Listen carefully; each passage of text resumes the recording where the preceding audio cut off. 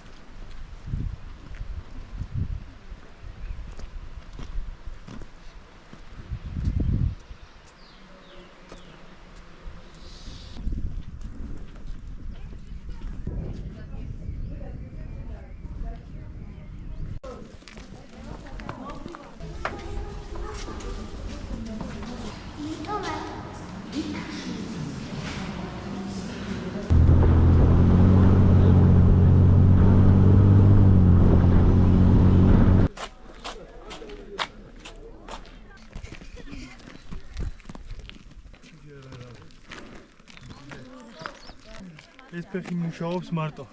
ეს ისვენებს.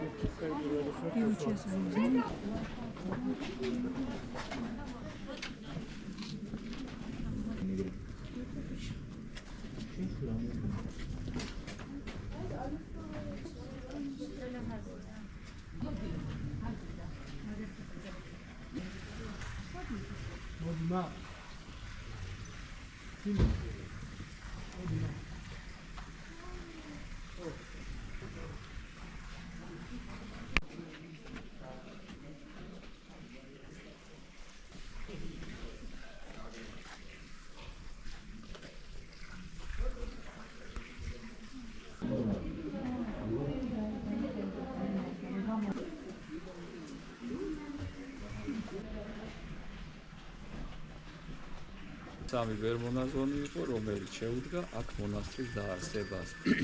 პირველი საწყისი წლები მამებს არ გზა ჰქონდათ, არ წყალი ჰქონდათ, არ შუქი ჰქონდათ, არანაირი კომუნიკაცია, არანაირი საშუალება.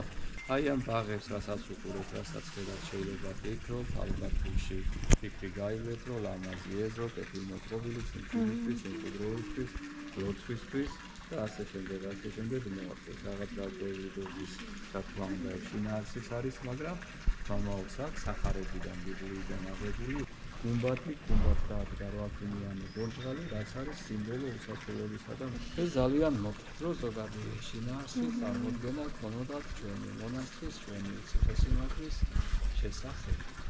თუ რამე კითხვები და გამატებით, ვეცდებით აღეცნათ მოგეთ ვთქვა ჩვენი კითხვისაა პასუხი.